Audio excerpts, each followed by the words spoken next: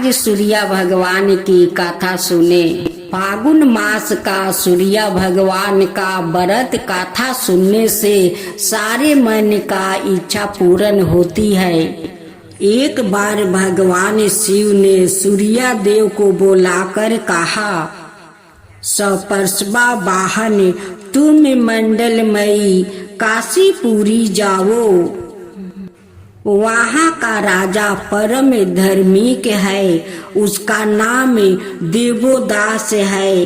राजा के धर्म विरुद्ध आचारों से जिस प्रकार काशी उजाड़ा जाए वैसा उपाय करो, परंतु उस राजा का अपमान मत करना, क्योंकि धर्म चरणों में लगे हुए सत्पुरुष को जो अनादर किया जाता है वो अपने ही ऊपर पड़ता है और वैसा करने से महान पाप होता है। यदि तुम्हारे बुद्धि बल से राजा धर्मच्युत हो जाए तब अपने दुस्साह किरणों से तुम नगर को उजाड़ देना। मैंने देवताओं और योगिनियों को काशी भेज कर देख लिया, वो सब मिल कर भी देवोदास के धर्म चरणों में कोई छेद ना ढूंढ सके और असफल होकर लौट आए। दिवाकर, इस संसार में जितने जीव है उन सभी की चेष्टाओं को तुम जानते हो, इसलिए लोग चक्षु कहलाते हो। अत मेरे कार्य की सिद्धि के लिए तुम शीघ्र जाओ। मैं काशी को दिवास दास के खाली करवाकर वहाँ निवास करना चाहता हूँ। भगवान शिव की आज्ञा सिरधारो करके सूर्य देव काशी गया। वहाँ बाहर भीतर विचारते हुए उन्होंने राजा में थोड़ा सा भी धर्म का व्यतिक्रम नहीं देखा। वो अनेक रूप धारण करके काशी में रहे।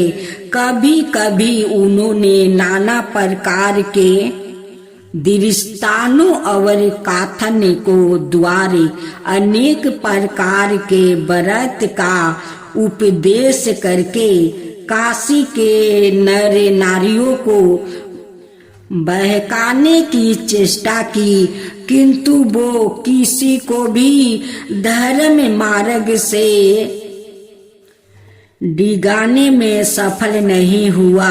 इस प्रकार काशी में विचारते हुए सूर्य ने कभी किसी भी मनुष्य को धर्म चरणों में किसी प्रकार का प्रसाद नहीं पाया। दुर्लभ काशीपुरी को पाकर कौन सचेत पुरुष उसे छोड़ सकता है।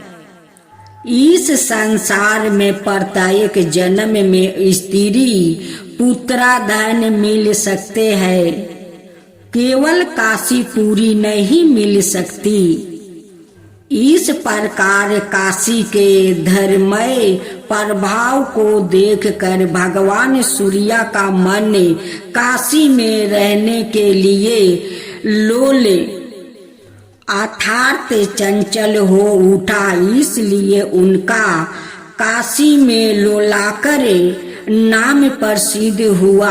दक्षिण दिशाओं में उसी संगम के समीप लोलाकर स्थित है। वो सदा काशी में रहकर काशी निवासियों के योग्य क्षमिका वाहन करते हैं। मार्ग शीर्ष मास की षष्ठी या सतमी तिथि को रवि योग होने पर मनुष्य वहाँ की यात्रा अवलोलाकर सूर्य का दर्शन करके समस्त पापों से मुक्त हो जाता है।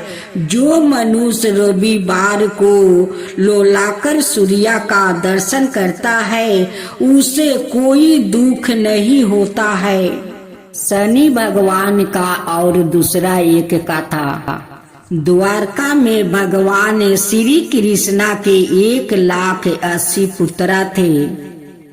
उनमें सांबा अत्यंत गुणवान था, रूपवान था। एक बार देव ऋषि नारद भगवान श्री कृष्णा के दर्शनार्थ द्वारकापुरी पधारे।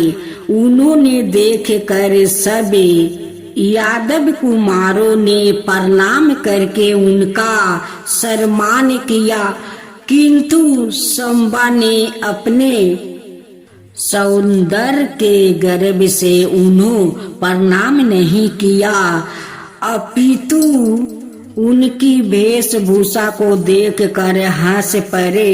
सांबा का ये अभिनय देव ऋषि को अच्छा नहीं लगा।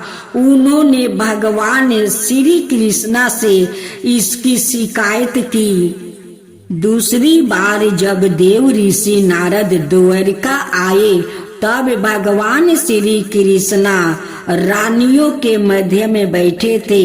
नारद जी ने बाहर खेल रहे थे। सांबा से कहा, बस भगवान श्री कृष्णा को मेरे आगमन की सूचना दे दो। सांबा ने सोचा, एक बार मेरे प्रणाम ना करने से या खितरा हुए थे, यदि आज भी इनका कहना ना मानूं तो या और भी नाराज होंगे। उधर पिताजी एकांत में मातु मंडल के बीच में है। अनुपयुक्त समय पर जाने से वो भी अपस्त्र हो सकते हैं। क्या करूं, जाऊं या ना जाऊं? मुनि के क्रोध से पिताजी का क्रोध कहीं अच्छा है। यह सोच कर वो अंतपुर में चले गए और भगवान श्री कृष्णा को दूर से ही प्रणाम करके नारद के आगमन की सूचना उन्हें दे दिया। सांबा के पीछे पीछे नारद जी भी वहां चले गए।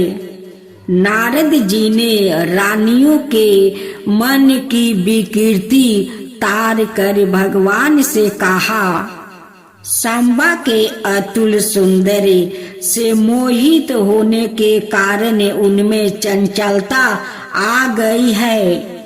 यद्यपि सांबा सभी माताओं को अपनी माँ संभापति के सरदृष्टि से ही देखते थे, तथापि दुर्भाग्यवश भगवान श्री कृष्णा ने उन्हें कष्ट रोग से आक्रांत होने का श्राप दे दिया।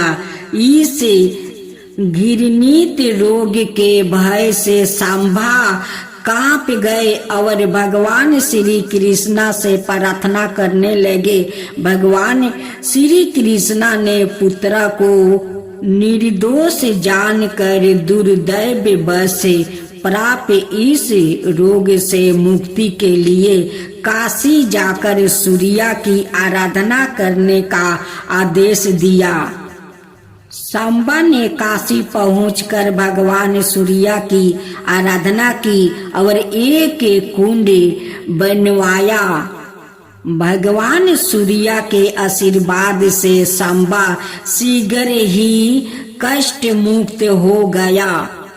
जो पुरुष रविवार को सांबा कुंड में स्नान करके सांबा द्वितीया की पूजा करता है, वो रोग से पीड़ित नहीं होता। इनका मंदिर काशी के सूर्य कुंड मोहल्ले में कुंड के तट पर है।